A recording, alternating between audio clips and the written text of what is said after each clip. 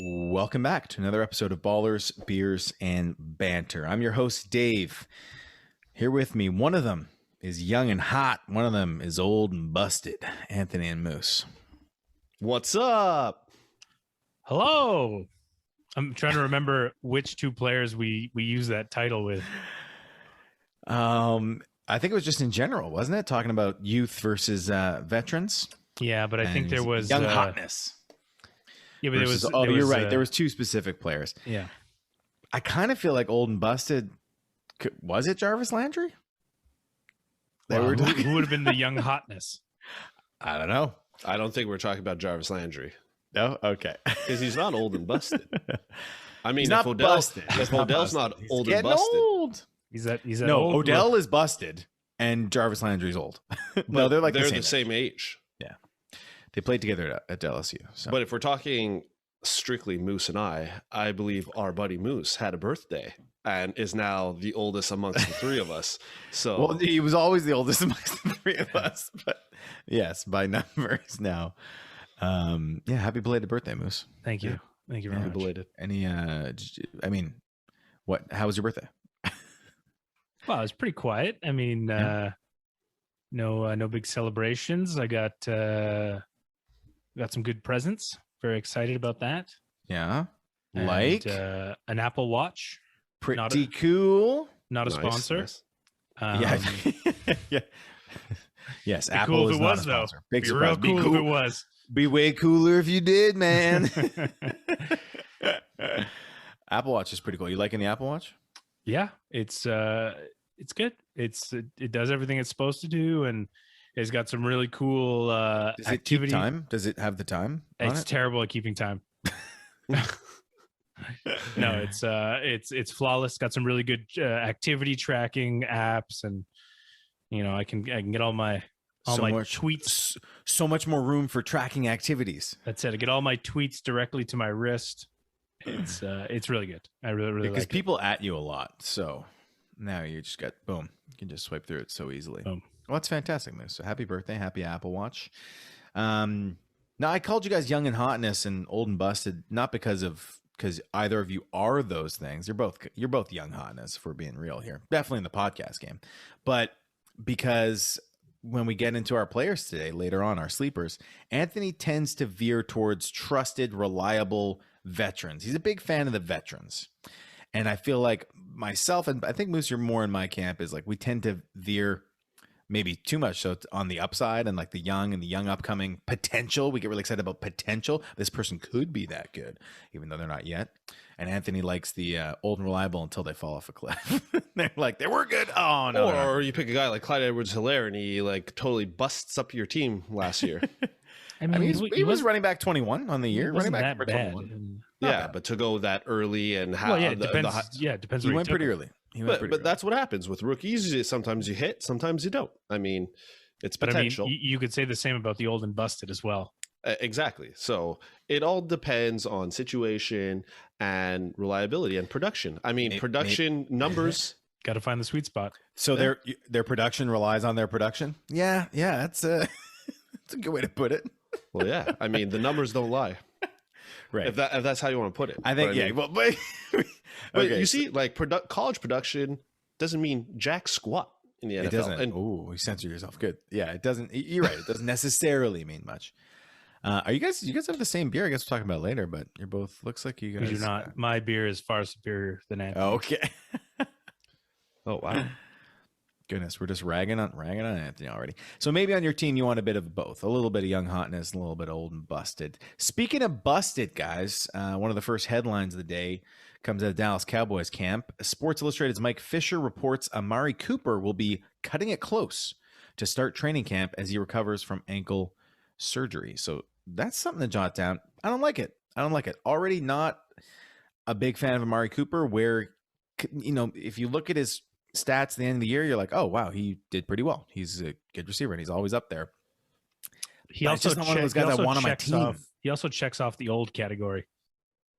Oh, is he 20? He's not that old. Is he 27, 28? He's in his prime. Oh, I thought he was older than that. No. Go check it. Vet it. I'm gonna check it. All right. Vet his age while I talk about going from old and busted, which is maybe Amari Cooper. We're checking his age. Moose? Yeah, he's a little bit younger than I thought he was. He's going to be 28 this year. 28, exactly. Right in his prime. It's usually wide receiver prime. So, yeah, old and busted like Jarvis Landry, like 28, right? Old and busted. Yeah, Jarvis has been around the block. I feel like he's seen some. Him and Odell, man. They've been. Anyways, we'll get to them later on. But okay. All right. Young hotness, Henry Ruggs, Roman numeral 3, something Anthony was really high on last year. He picked him to be his rookie wide receiver in our beer bet amongst the three of us. It failed miserably, but he did have some flashes last year. But the Athletics, Vic Tafur believes Raiders wide receiver Henry Ruggs is the one receiver we can lock in for a lot of targets. No duh. Well, not necessarily no duh, because he could have said there are no wide receivers you can lock in for a lot of targets, because Darren Waller's a tight end, right? Darren Waller we know is going to get tons. Yeah. But, outside of that, yeah. I mean, there were no guarantees last year, so it's nice to hear. Aguilar's gone, so. Oh, Nelson Aguilar. He was pretty good for a couple games. I mean, Nelson. I don't want to say Brian Edwards. Some people get upset when that name is mentioned. But I think Brian Edwards, has just as strong a chance. Well, that's what I'm. Yeah, I mean, they were hoping Ruggs. Are you referring to us? Well, Dave, you usually particularly get upset because you think I'm just mentioning him because I have him on my dynasty team. Oh, yeah, you got a little. Well, you were particularly upset with us, and we were just stating facts that to dump all your auction money before the season even started and Brian Edwards is just. Even I didn't need it. I didn't need it. Yeah, you didn't need it, but I mean, it's kind of like you could have put like $10 and but you don't know that until you only know that in hindsight. I wanted a player, I secured it. Now I have. He went for it. Well, you could have went $1.99 even. You could have saved $1. I could have, but then somebody could have put $200, and I don't get my player. See the value? So he wanted him 100 with he wanted Brian Edwards with 100% of his heart. Know your league. Only Moose is the person that I know would do that. So I know if there's a player like Brian Edwards preseason, I know I got to put $200 down because Moose will. But I knew my league so well that I knew that there was nobody else I wanted to spend my money on. So that's it. I went out and spent the money on the guy that I wanted to get, and I got him. But you're the waiver wire dude. But dynasty and redraft is two different things. Anyways, a little bit of sidetrack. Let's get back on to the headlines. So we can talk more dynasty later. Guys, Aaron Rodgers always in the news. Of course, him and Tom Brady competed with Phil Mickelson and Bryson DeChambeau in the match. Capital One's the match. And what's cool about this, I don't know if you guys saw it, but you can look at highlights. Well, first of all, there's a clip of Aaron Rodgers and Tom Brady just throwing the ball, like by the golf carts while they're like waiting for tee off, like just tossing the ball, having a casual game of catch. And it's just, I don't know, it's cool. Two of the greatest to ever throw the ball, just having a catch like we would outside in a Sunday barbecue day. But besides that, what's really cool is the commentators they talk to the players the whole time, right? So they're chatting them up. So Aaron Rodgers was asked directly if he'll be there for a preseason game. I think it was Bears-Packers. Said, Aaron Rodgers, you're going to be there wearing number 12 as usual? And he said, I don't know. We'll see. In that tone. And then they said, what about September 12th? And he said, what's September 12th? Like, as kind of joking. And the announcers go, it's just, opening day against the New Orleans Saints. You're going to be there for that? And he's like, I don't know. We'll see. But I really think Aaron Rodgers will be back for the start of the season. Like, I think he's made a point. He sent a message, and I think at this point Green Bay is not budging, so he's not going to get traded. And I don't think he wants to miss out on a season when they're so precious few remaining. So I think he'll go back and play one more year, and I think he'll probably be really good. And then that's it. Maybe he'll ship off after that. Do you guys agree with that? You expect him there for the start of the season? Yeah, I would think so. I think he'll miss a couple games. I think he'll miss a couple games. Yeah, I think he'll miss. It doesn't benefit him to miss any games. Like, Green Bay clearly doesn't care. Like, they're ready to go with Jordan Love. And, and I think they sent that message. So I think Aaron Rodgers is stubborn enough to be like, you want to go with Jordan Love? I'll sit out a few games and see how you guys do with me sitting out. I think Aaron Rodgers wants Super Bowl, and I think sitting out a couple of games is not. It's not. Yeah, you can't start the year 0-3. That wouldn't be smart. Yeah, I agree with that. I think he'll be in there. I don't think he's a smart man. I think he's a very smart man. All right, some other headlines for you guys. We'll roll through a little quicker. Adam Humphries, coming out of NBC Sports Washington's JP Finley, believes Washington wide receiver Adam Humphries could see around 60 targets this year. All right, sure. I mean, he absolutely could. We'll take all the weapons they can. It could happen. Yeah. Anything could. Not even like I don't get excited about 60. It's like, I don't know, wide receiver maybe. No, 3, but they 4. have receiving options this year that are not terrible. So I mean, we'll see what Fitzmagic can do with the options he has. Old Fitzmagic. Now, this headline I like. Anthony picked Mecole Hardman as one of his sleepers last week. Loved that pick. I know Moose loved it too because he's on his dynasty roster. I picked him 2 years ago. You did. The Athletic's Nate Taylor reports that Mecole Hardman will enter training camp as the Chiefs wide receiver 2. Woo. Yeah, that's good. So when I mentioned the starts that he'll have, he only had 8 starts. I think he'll be on the field all the time now. Yeah, the majority of the time. Yeah, absolutely. Yeah. I agree. And I think which means more targets, a lot of opportunity there. Yeah, exactly. I will say, like, obviously I'm very excited about Mecole Hardman, but I saw, I don't have it in front of me, but it was like a calculation of the wide receivers 2 to 4 and all their combined stats, and like it wasn't that great.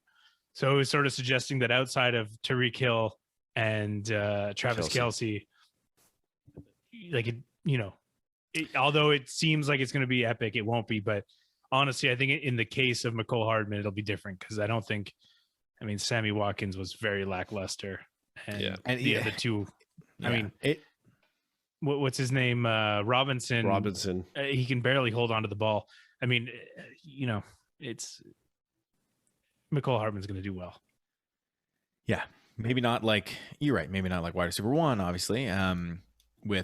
It's hard with Hill and Kelce getting like, I don't know, Kelce had 1,400 yards last year and Tyreek Hill had like 1,200. That's a lot. It's a big chunk going to them, plus like 150 targets apiece. So, but still, I would still want the next guy up in line. Guys, N'Keal Harry, wide receiver for the New England Patriots for now, has requested a trade. I saw something today saying it would take about a 6th round pick. Would be the most someone's willing to give up for N'Keal Harry. It'd be like a 6th round pick or a conditional 6th round pick. Detroit, Moose. I think that's what you said. Well, yeah. I mean, it kind of makes sense. I was talking with Dave, and I have a little bit of N'Keal Harry being a Patriot. I got a little soft spot for him, and I'd like to hope that he can improve. And it's it's no lie that the playbook and the regime in New England is difficult, and a lot of players have struggled. So, I mean, I wouldn't rule out N'Keal Harry completely if he gets traded to another team. Yep. He was injured, and he had Cam Newton throwing him the ball. I really think he could probably turn it around on another team. He's only 23. One of Anthony's favorite lines from last week. I think you said Mecole Hardman's only 23, like 23 times. Well, no, was it? That was done on purpose. Oh, it wasn't? Oh, okay. That was done on purpose. I wanted Moose to do the "we're listening." That's why I kept. I'm like, listen, he's 23. Are you listening? He's 23. Yeah, I would say N'Keal Harry is my unofficial deep sleeper. Okay, I like it. Yeah. Not much of a sleeper, not on this podcast anyways. Javonte Williams news. The Denver Post's Ryan O'Halloran predicted rookie running back Javonte Williams will lead the Broncos in rushing attempts this season. I mean, I like it. I think I wouldn't be surprised in the least if that ended up the case. I think they'll start as a shared backfield, slightly leaning towards Melvin Gordon, the veteran. And I think it won't take very long for Javonte to take over that backfield. So, and Anthony said, because he's got Melvin Gordon in Dynasty. But I mean, with all the rookie picks I have, I mean, Melvin Gordon's not going to be in my starting lineup.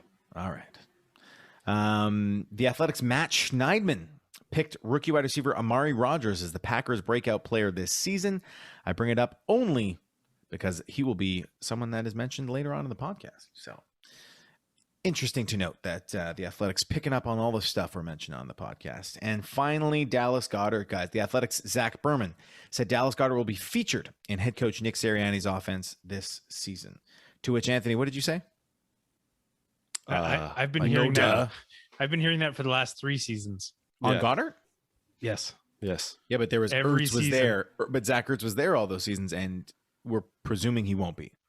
He's going to be either released or traded. I mean, Zach Ertz was barely there last season. Yeah, in and out, and they had, you know, different quarterbacks throughout the season. I mean, Carson Wentz was struggling, and then Jalen Hurts came in, and Dallas Goedert was actually pretty good with Jalen Hurts in the lineup. So I would not be surprised. But Anthony, you were saying obviously they're going to use him because he's their only reliable weapon. We don't know about Jalen Reagor or Devonta Smith, so Right. he's the only veteran there, and I think it's a safe bet. Dallas Goedert's one of those tight end picks. I don't know, people ranking him around 7th, 8th. That could end up being a pretty productive tight end, actually. All right, that's it for headlines. Yups. Awesome. Well, we're ready to get into sleepers then. Does anyone volunteer to go first for their sleeper?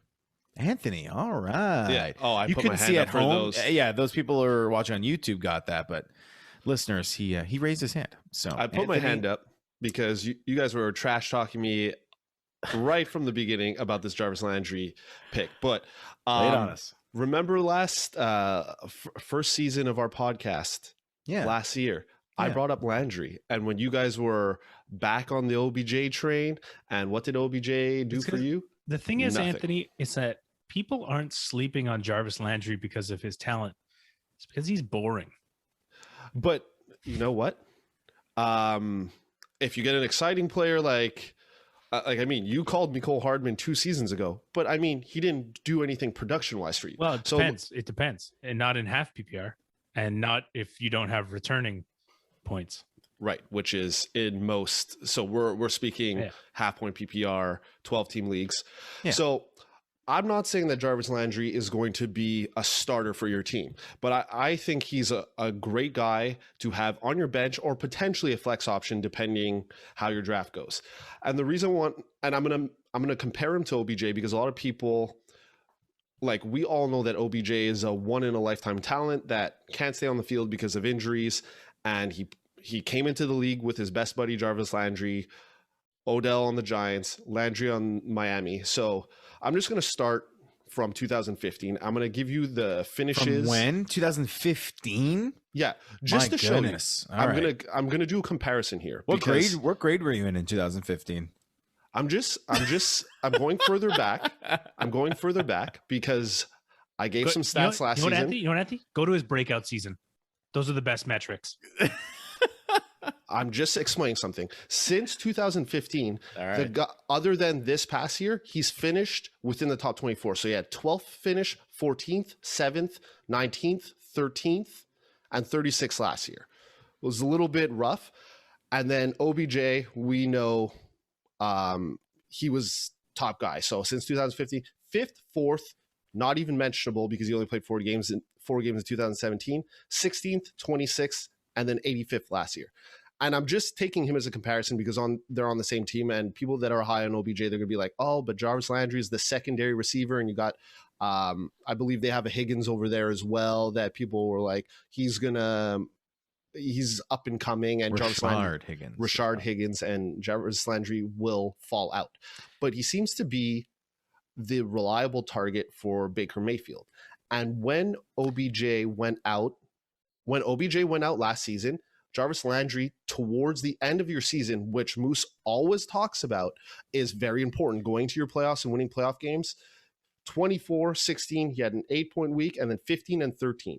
So this guy was very productive when OBJ is out. OBJ, I'm telling you again, OBJ was out all season, though. No, he didn't. He played about three or 4 weeks last year.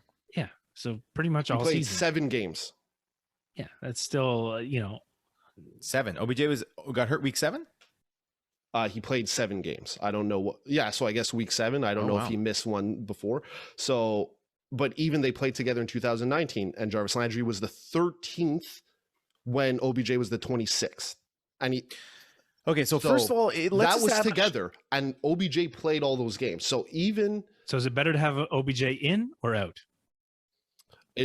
What I'm saying is, it doesn't matter. He'll play even better when OBJ is not there. And with OBJ there, you don't need to worry about Jarvis Landry. Like I said, he's not going to be a guy that's going to be on your starting in your starting lineup, but he's a good guy to slot in when you have a player that gets injured. Slot him into your flex. Dave keeps going on about how they're probably the best team in the division right now. They are the most talented team in the division. Most talented team, hands down. And especially if you don't count quarterbacks, then the rest of the roster is by far the best. Yeah. Baker's just good, not great right now. But he's going around the 11th round, 10th, 11th. So at that position where there are other receivers there, you got the Waddles, you got the Brandon Cooks, you got. Okay, so you're saying 10th, 11th. So I have him here at more like 8th round, and then in PPR a little bit earlier. So 10th, you saw him in 10th. That early. Was that in one of those mock drafts that you did? That one mock draft that you keep referencing? There's not one 10th? Mock draft. I know, I'm just bugging you, just grinding your gears. But is it from a mock draft? Like realistically, like drafting with people. Yeah. Because I mean, we can look at all the stats from different sites, but drafting with people, drafting with computer, and drafting on other platforms, he's going at times 9th, but he's going mostly 10, 11. Because round 10, that is a sleeper, I would say. My stance is I want nothing to do with Jarvis Landry, partly because he used to be a Miami Dolphin, and also because I really don't think he's going to get any better. And I think in those rounds, you could probably get someone you could maybe even start some weeks. Well, let's go through it. This is the best way to figure it out. Okay, well, hold on. That's a good game. Before we start getting into that game, answer this, Anthony. Has Jarvis Landry have we already seen Jarvis Landry's best season of his career? Probably when you're younger, he's not peaking now. Okay. He's leveled out. So to me, I don't want too many players on my team who we know for sure we've already seen the best of them. Well, here's where I'll disagree on. So depending on how big your bench is, I know we were talking in previous episodes, either you have 5 or 6. On my bench, guys that I can slot in to maybe when you draft a rookie high and maybe they're not performing well, you want a guy off your bench that you know will give you production. He's not fancy. He's not a flashy player. He's not going to give you regularly upwards of 18 points. So he's not going to do that. He's probably going to be on average 10, 12, 13. Sounds like he's hogging roster space. Not on your bench. So would you rather... Averaging 12 is fine for someone on your bench. Which I don't think he does. With his finishes, is he not... Why wouldn't he average double digits? What was his average last year? We'll bring it up. Yeah, look at someone like that. Well, last year I said it wasn't good. It was when OBJ went out, he started playing better. So he had the strong finish and he had some double-digit games. But I'm saying all the previous seasons show that he is a solid guy to have on your bench because look at the receivers going in this round. So let's play this game now. Let's do it. Love it. Brandon Cooks. Are we assuming Deshaun Watson is out? Yes, because currently he is out. Whenever we talk about Green Bay or I just want to make sure. Houston, I just want to make sure that's the understanding. What's the fair thing to do? Yeah, right? That's it. Assume he's. But I just want to make sure for our listeners and everybody that we're all on the same page. Well, it's Anthony. It's funny that you brought up Brandon Cooks because we did the exact same. Would you rather last year for Marquis de la mid round last year, and it was Jarvis Landry or Brandon Cooks, and you were so big on Jarvis Landry.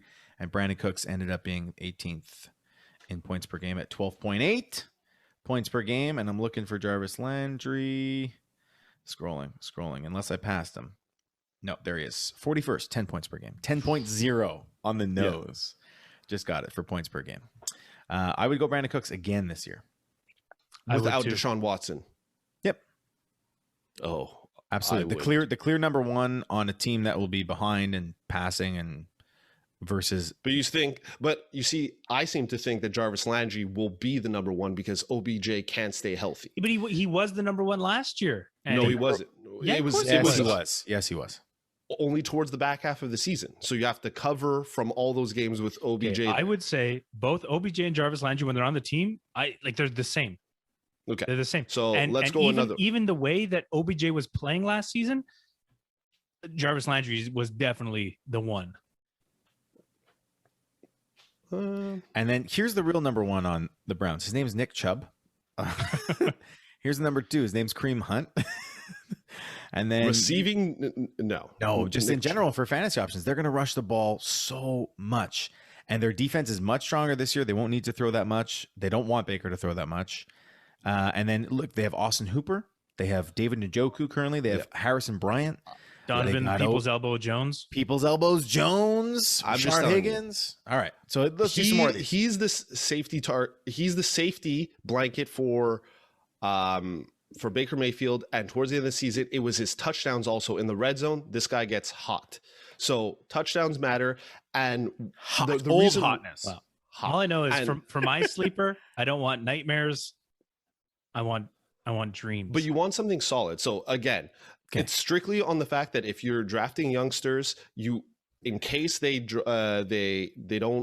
not successful or as successful as you would have hoped, he's a good cover up. So there's guys like Mike Williams also going in those rounds, Marvin Jones. Let's keep playing the game. Yeah. So there's people within the same age range. Marvin Jones. Too crowded over there. Age range or drafting range?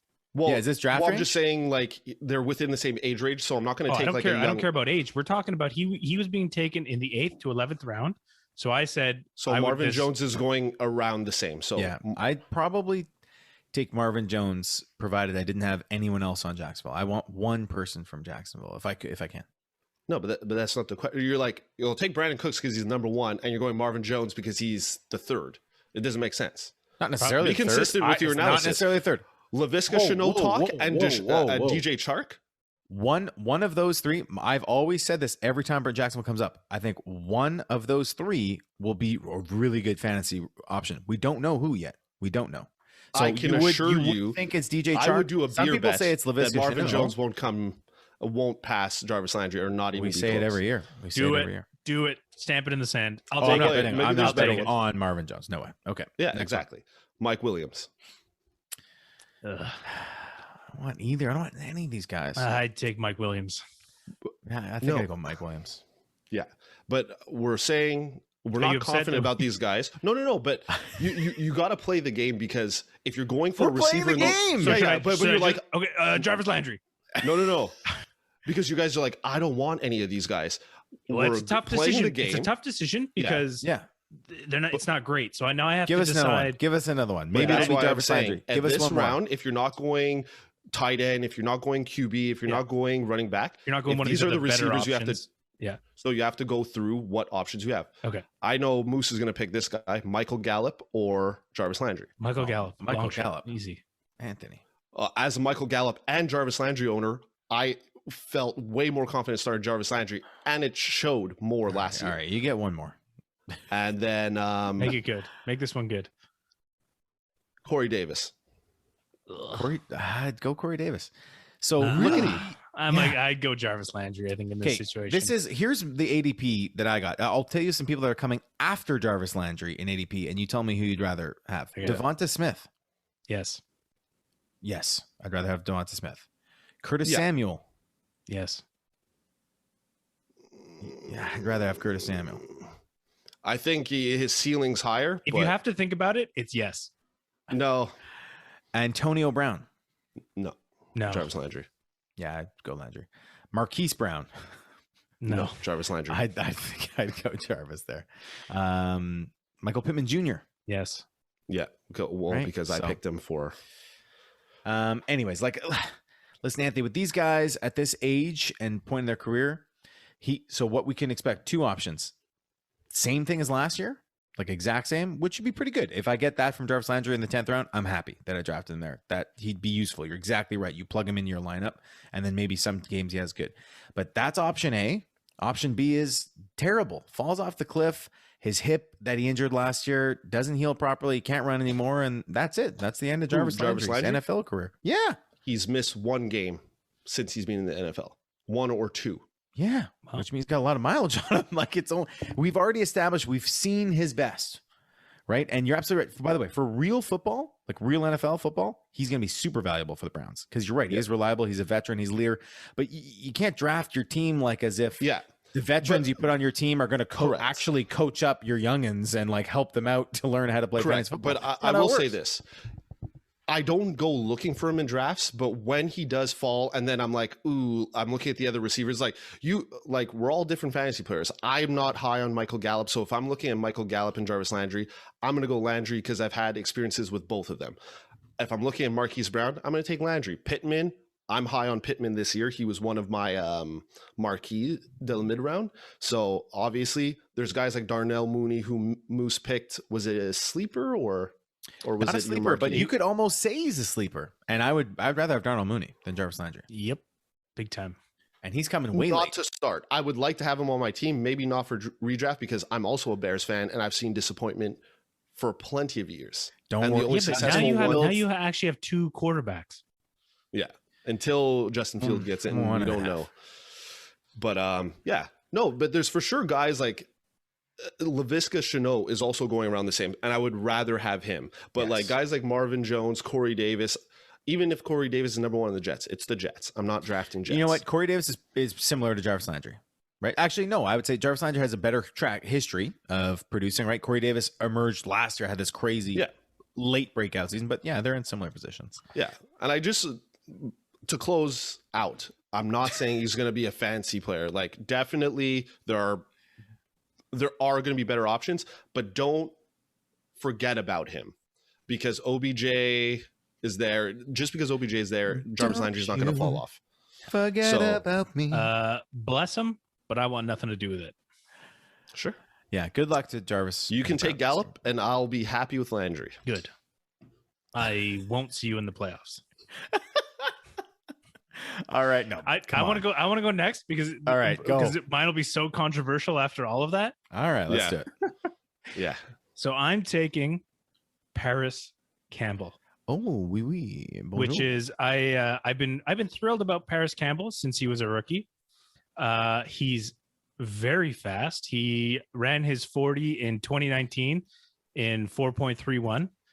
Yep, that's legit too. None of these fake times from this year. This is it. So he's a fast guy, and I was excited when, like I said, when he came into the league. He's been plagued by injury. Initially, I think he pulled. That's what you want on your team. Well, initially he pulled his hamstring, and then last season he got into a car accident or something, and then he blew out his knee, something crazy like that. So obviously, you gotta take this into account that injuries do they can slow you down. They might not make you as fast as you used to be, but all reports out of camp is that he is just as fast as he was before, which is absolutely fantastic.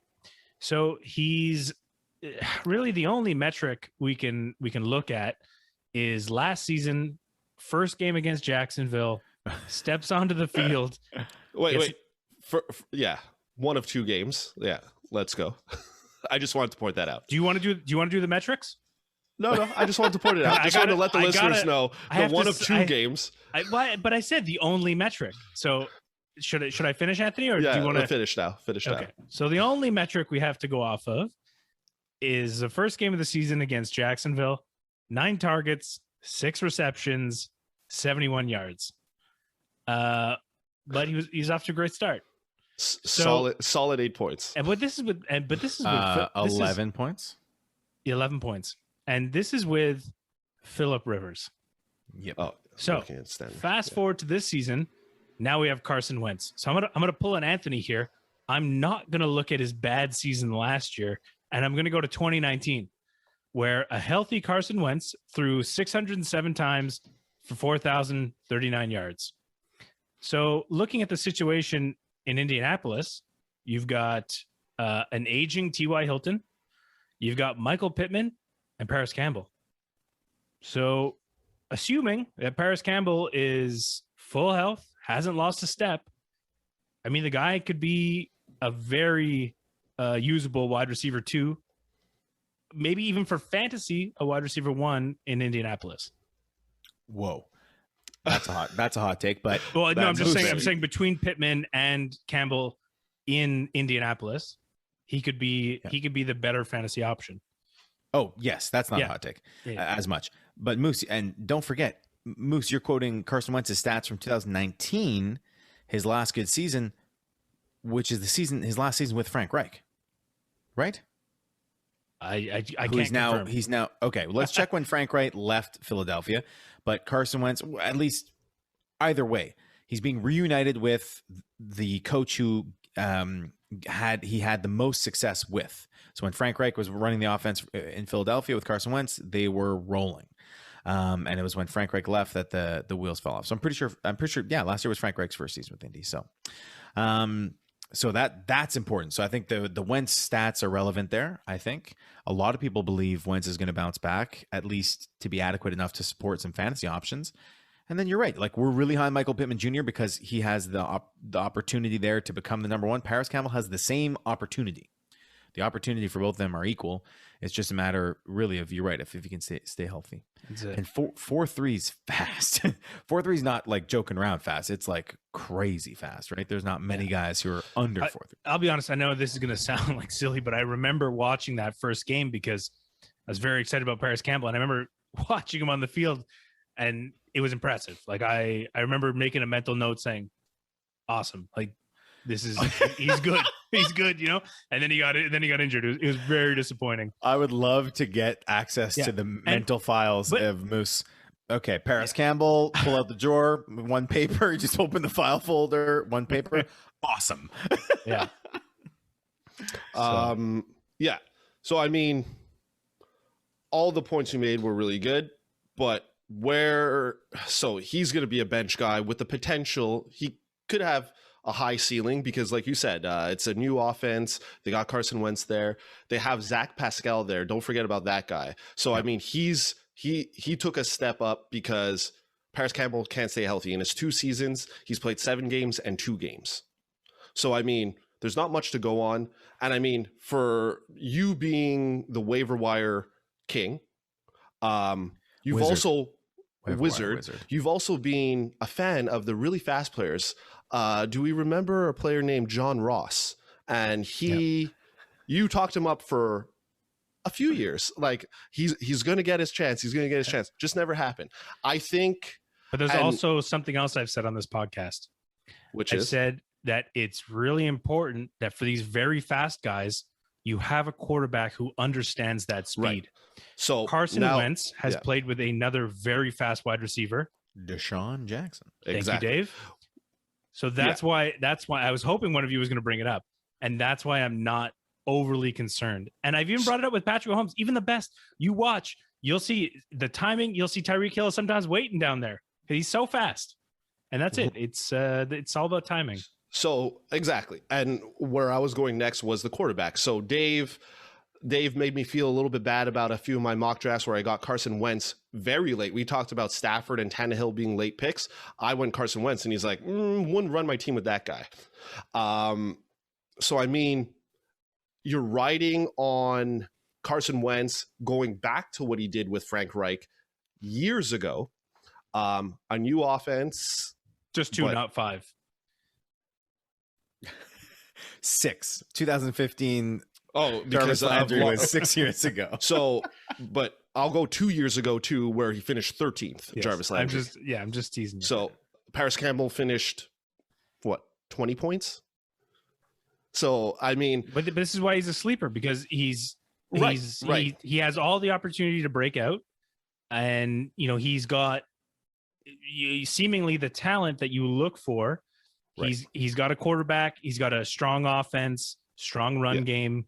So everything's there for him to be, a very usable fantasy option. And to put all the joking aside, these are the 2 strategies we were talking about. So realistically, Jarvis Landry is a very boring play. Like he'll get you your 10 to 12 points, but Parris Campbell could do more for your team, and which is what Moose was talking about before, where the ceiling is much higher. He could end up being a number 1 option there for some reason if Pittman being our Marquis de la mid-round doesn't work out.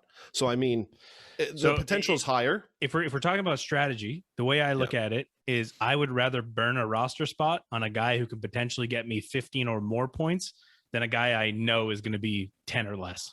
Right. So, yeah. I mean, I only have one championship. Moose has 3 in this one league. But a strategy I use, and this was more for running back, but it could be applied the same way, is where if you draft a guy, like a young guy or a guy that is injury prone, I want like I mentioned before, I want somebody on my bench that I know I can slot in and I'll feel confident slotting in. So if I have a guy that is injury prone, and then I have Parris Campbell on my bench, and I'm like, ew, like, am I going to be confident going in the rest of the season? I'm like, can he stay healthy? He hasn't played more than 7 games. Jarvis Landry has missed maybe 2-3 games his whole career. So I'm like, I'll feel more confident with him in the lineup. And Baker Mayfield, I know, has played with him for these. I think they're going into their 3rd year together. So I mean, 4th year. You could almost waiver like any wide receiver and would have like the same week as Jarvis Landry. You have to be pretty good on the waiver wire and get the player that you bid on, or depending what your system is. Yeah, but like you've wasted that 8th round pick. But you guys said that he's potentially the number 1 guy over there with OBJ's health. So I mean, and he still was underwhelming. That's the point. But you're not looking. It's not a TV show where you're like looking to be totally excited. You want to win your week. The points are there, Anthony. The points are there. Yeah, it was double digits, and the points for Parris Campbell is nothing. Right. It's nothing. But that's what I'm saying. I'm comparing. So it depends on your strategies, but I rather go with a double-digit week than not knowing what one player is going to give you. Yeah, sure. Yeah. All right. We good? Can we we're moving off of the Landry Parris Campbell. It's on to me. Okay. Well, guys, if I told you that you could get with the last pick in your draft a wide receiver or the wide receiver 2 on a team that went very deep into the playoffs last year, a team that has a very capable veteran quarterback who completed 70% of his passes last year, threw for over 4,000 yards, a team that threw 500 plus attempts, a team where the number 1 wide receiver had 1,374 yards. So if I told you could get the second receiver on that team with your last pick in the draft, would you be thrilled? Yeah, I think I'd be pretty excited. Yeah. All right. Well, that team is the Green Bay Packers, and that number 2 wide receiver could be Amari Rodgers. He's not the number 2 wide receiver. No. I said could be the number 2 wide receiver on Green Bay. Not even close. Oh, who is then, guys? Well, there's Marquise Valdez-Scantling that's still there. And there's Alan Lazard. And there's Robert Tonyan. Alan Lazard, Marquez Valdez-Scantling, Robert Tonyan. Don't forget Equinemius St. Brown. Yeah. Yeah. We're not really... I haven't. I just couldn't remember how to say his name. So I can tell you right now that Amari Rodgers is the second most talented receiver on this team. Every year, we're always looking for who's going to be Aaron Rodgers' second guy, right? Because we know Davante Adams is going to be one of the best receivers in the league. And every year we're looking at who that is. So 2 years ago... Pump the brakes here. Sure, they're pumped. Because we're assuming that Aaron Rodgers is sitting out in this conversation. Yeah, no, I'm not assuming Aaron Rodgers is sitting out. I'm assuming he's back day 1. So if you're drafting before you find out news on Aaron Rodgers, because you should know before opening night, you're going to know if Aaron Rodgers is sitting out or not. If you're drafting in the next couple of weeks, then it's a different story in terms of drafting Aaron Rodgers or anyone on Green Bay. But I would, as far as right now, I would act as if he is coming back. So thanks for pumping the brakes on me, Moose. That's great. Well, I just have to make sure because the whole Brandon Cooks thing, you know? Oh, 100%. So 2 years ago, the big hype was on Marquez Valdez-Scantling, MVS, very talented, very fast, whatever. Can't hang on to the ball. Moose, you know this. He drops wide open touchdown passes. He cannot hold on to the ball. And it's not even he can't hold on to the ball. Like it's like it doesn't even get in his hands. Oh God, it bounces right off his hands. It hits his hands and falls to the ground. Open. He gets open. And Aaron Rodgers has no patience for that. He's probably already written him off.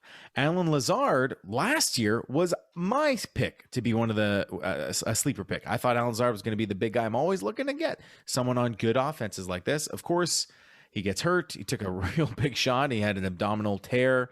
And even when he came back, he didn't look fantastic. I think Amari Rodgers has a clear opportunity to compete for the number 2 job. I think he will be the number 2 job, as the beat reporter told us today on one of our headlines.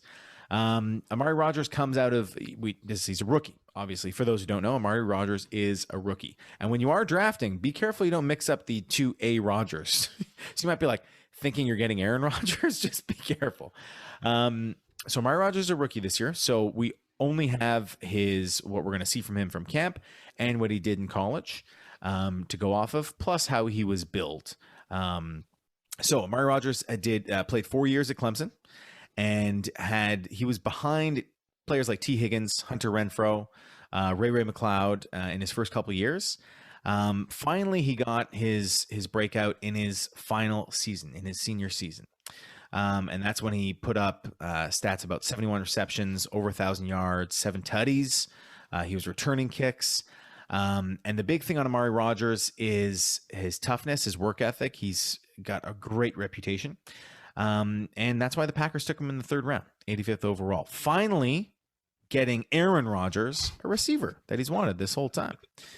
And I think he's easily, like, you're going from catching passes from Trevor Lawrence in your breakout season to catching passes from one of the future GOATs to one of the GOATs, the MVP of last season, Aaron Rodgers.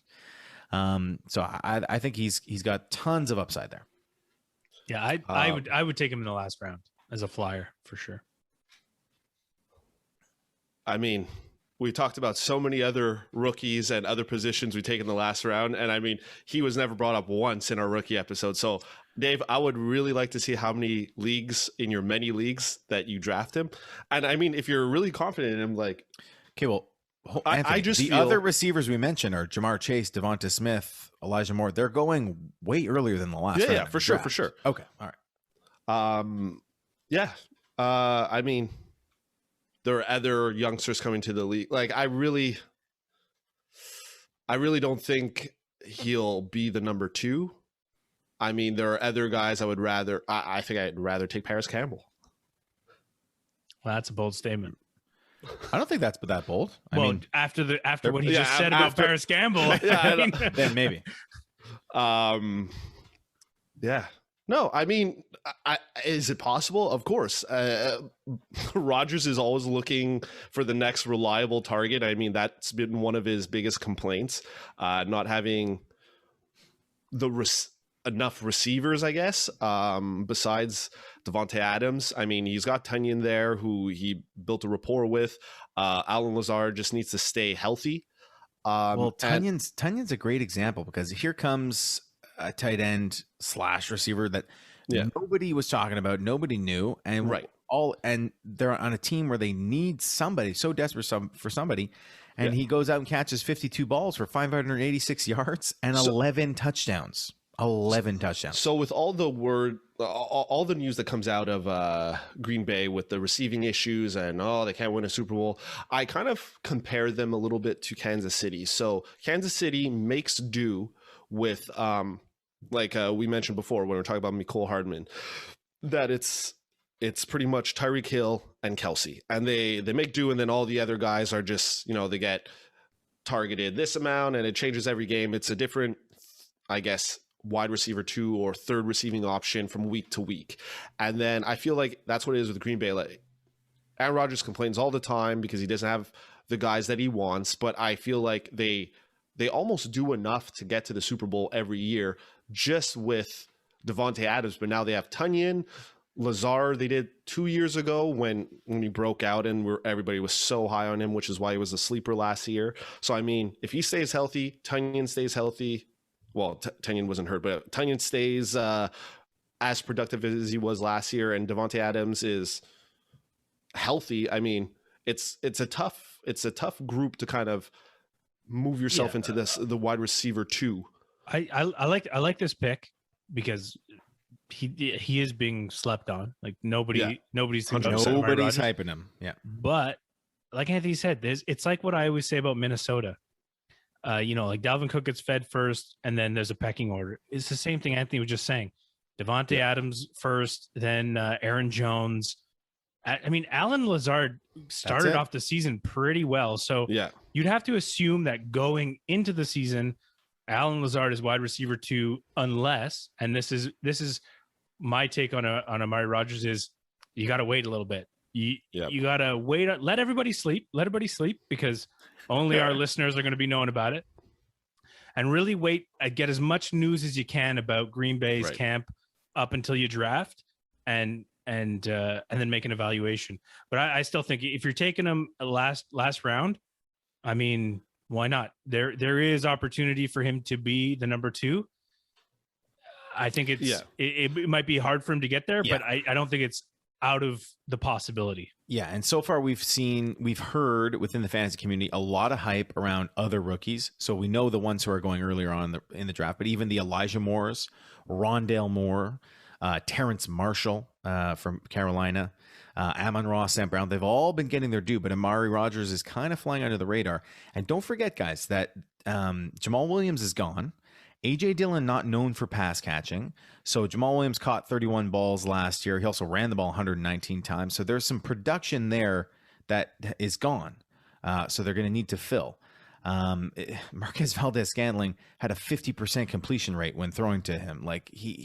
But I wouldn't be surprised if he's doesn't see the field this year, MVS. Yeah, but you see every 4 games he breaks out. So it's like they'll attempt to pass. If he catches it, he's going to get hot that game. So it's like every 4 games. He did catch that 79-yard. Yeah. He does that every 4 games. Amari Rodgers is the player that's going to be open, but actually catch the ball. And I think Aaron Rodgers is going to like him real quick. So my last comment on this is why I think he's like a deep sleeper because he's going undrafted in I'd say just leagues. one deep. Yeah, he's a deep sleeper. Well, I don't say 1 deep because he's going undrafted.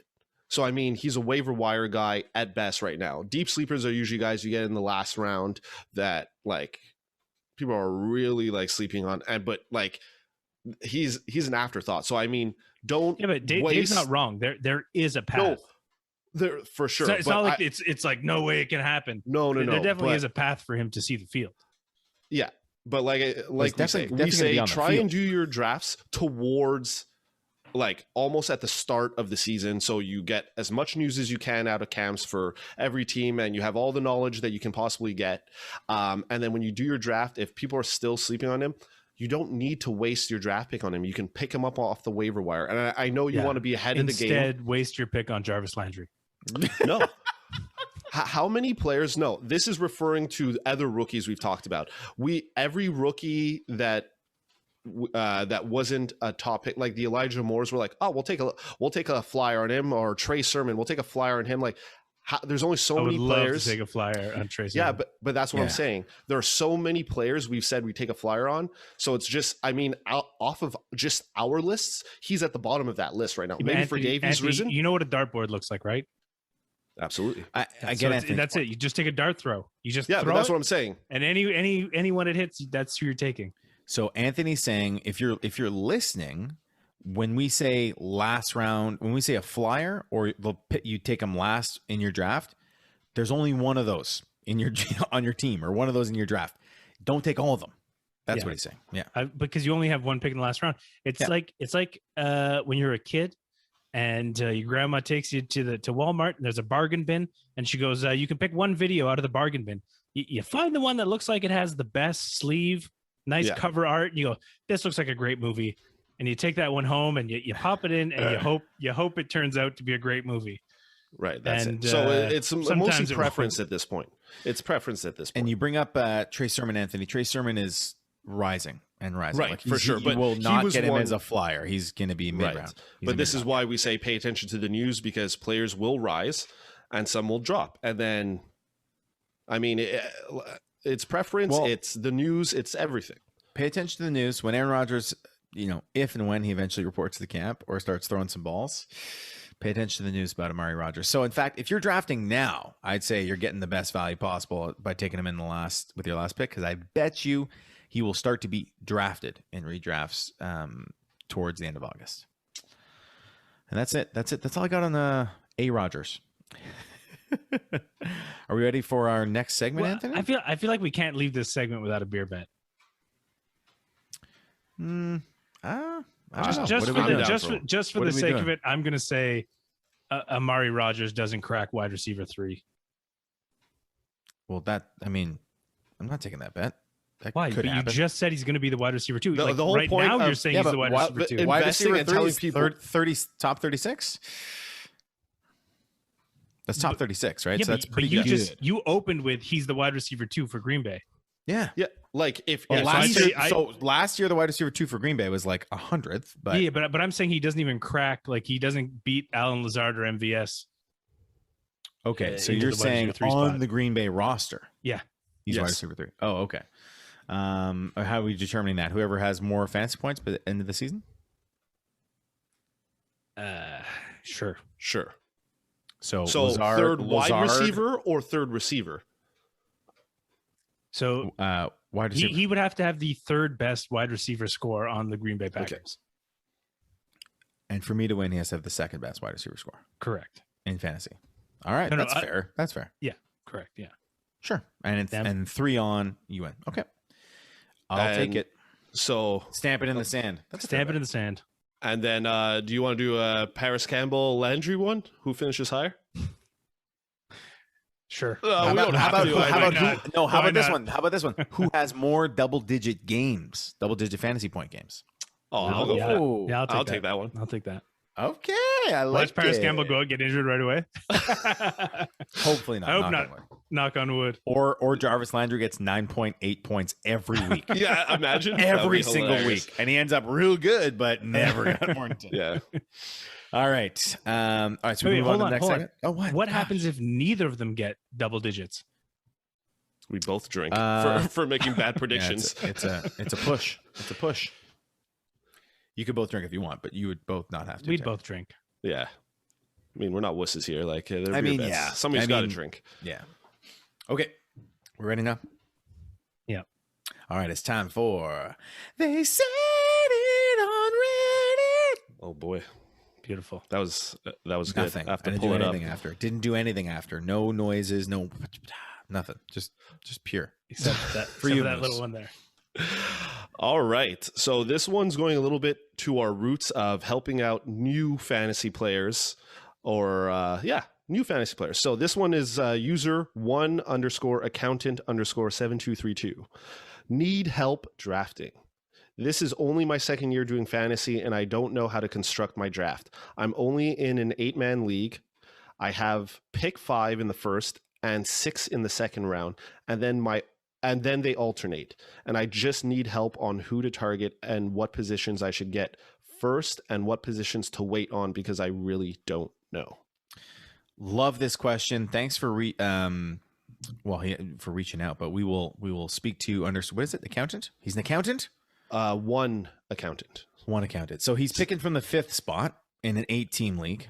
5th and then 6th. It's a snake draft. So it'd be 5th, 6th, and okay, I get it. Yeah. He doesn't know the term. He could the way you read that, I got confused. I was like, "What?" And then I realized it's snaking. So snake draft. So he's picking from the 5th spot. Things you need to know off the top of my head. Number 1, listen. Wait, sorry, can I interrupt you for 2 seconds?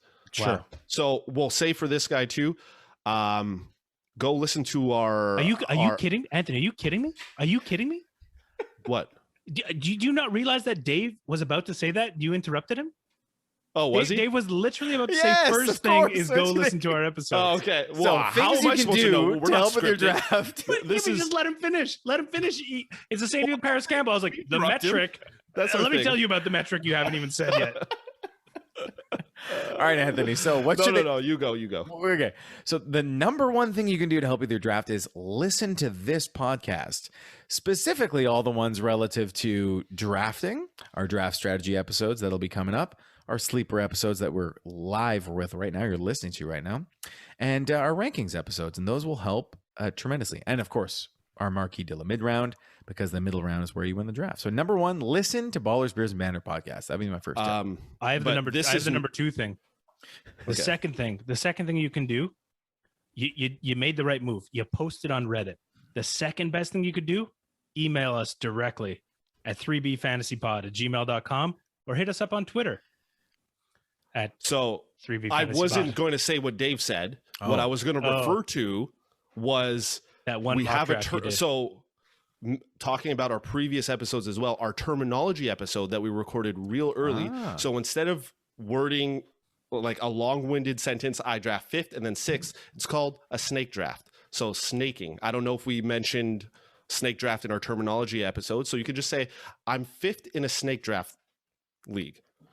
Simple. You're not 5th and 6th, because it was a little confusing when you read it that way. Yeah, but Anthony, great point. Great point. Our tutorial episodes, especially that terminology one, will help a lot just to learn some of the terms.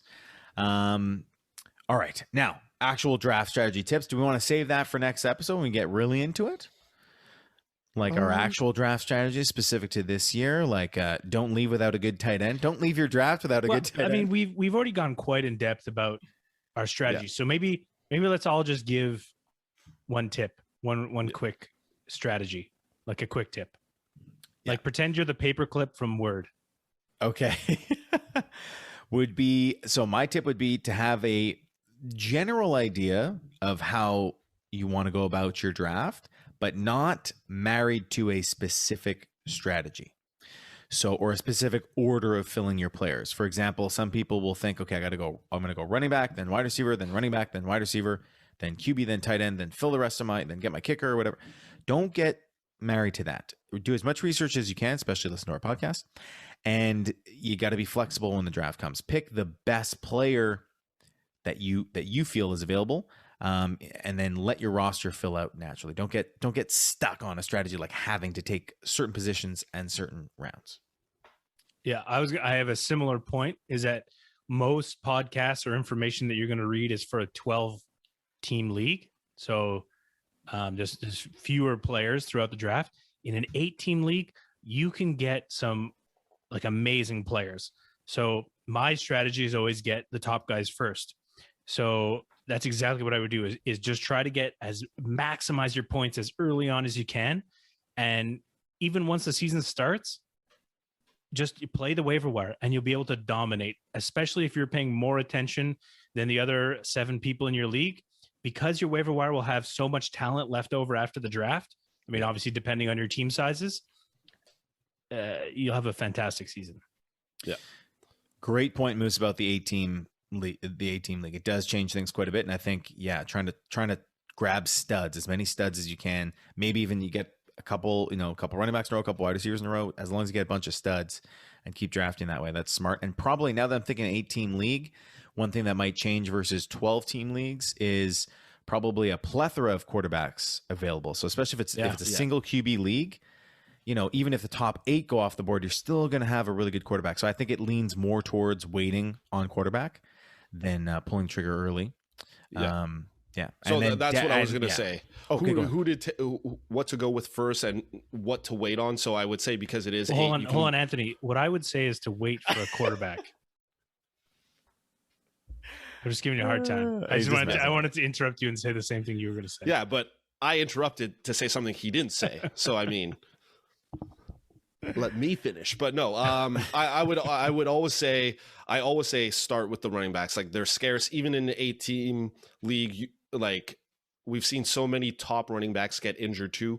Start with running back even at the 5th spot. Wait on quarterbacks, like the Dave and Moose said, especially in an 8-team. And Moose is usually a guy, like he says, always get the best at the position. So if you can get like maybe in an 8-team league, well, maybe not. But I was gonna say, if you can get like a Kittle in the 3rd round. Yes. Okay. Yes. No. Yeah. You'd probably you'd probably have to take Kelsey in the 2nd, maybe. Yeah. I don't think he'd be around, but let's say, okay, Kelsey. So he's got 5th overall pick. Kelsey's a little too early. He's probably going to want to snag a top running back there. It comes back around. Let's assume Kelsey goes, when it's time for him again, because that would be the 14th pick. He could get Kelsey on the way back. If Kelsey's available. So if Kelsey's available on the way back with his 2nd round pick, would you take him? Yes, absolutely. I would take him as well. That's like the whatever that is, 14th pick. If not, let's say Kelsey's gone. Do you try to get Kittle or Waller there, or do you wait until the way back in the 3rd round? I don't know. It's tough. I think it's worth it, but I think you could probably get him in the 3rd round, especially because it sounds like maybe there's newer people in this league. Like, maybe he's not the only new guy. Yeah. So I think you might be able to get Yeah, it would be 21st overall. I'd try and wait. I would try and snag Kittle or Waller, whichever's available, with my 3rd round pick. But I will say this: tight end is even more valuable in 8 team, because it's like normally if you're in a 10 team or 12 team, there's a bunch of people that are going to have crappy tight ends. So it's like a bunch of people are in the same category. With 8, it's like 5 people will be at a disadvantage right off. Yeah, right. And it's so, I mean, I think he might be able to get Waller in the 3rd, which I would be happy with. But if when you listen back to this episode, if you do have experienced people in the league, maybe do go with the tight end, whether it's Kittle or Waller in the 2nd, depending on how experienced everyone is. Yeah, well, if that's you where you want Kelsey or Kittle in the 2nd. Yeah, I think Kelsey, you would definitely Waller, get Waller in the 3rd for sure. I like it. So we're thinking stud running back with your 1st pick, stud running back or wide receiver with your 2nd pick, unless Kelsey's available. Snag him. And then hope that Waller comes back to you in the 3rd. Waller or Kittle. Or Kittle, yeah. But we're hoping on Waller. That's a pretty good setup. So and so that you're looking at something like Derrick Henry or Saquon Barkley with the 5th pick, somewhere around there, right? Or Aaron Jones, but it would be available. Sometimes even Alvin Kamara. Yeah. Sometimes even Alvin Kamara, which any one of those would be beauty. And then on the way back, you could still get a really good running back, probably like a Cam Akers or Najee Harris or someone like Eckler or whatever. And then Waller in the 3rd, he'd be looking pretty good. And one accountant, you might be thinking like, but what about the wide receivers? Wide receivers are deep. There are plenty of great wide receivers out there, and wide receivers with great potential as well. If you got your running backs and your tight ends, you're in the clear. Don't worry about wide receiver. Great ones will fall to you, especially in 18. But do a mock draft. Send us a screenshot. We'll let you know how you did. Yeah, absolutely. Love it. Well, guys, it was a thirsty Thursday for me. I had a big old glass of water. That's keeping it healthy today. Plus, with the heat and the sadness from the Montreal Canadiens getting eliminated from the Stanley Cup playoffs, I just got to stay hydrated today. Just got to stay hydrated. What are you guys drinking? Anthony, do you want to go first?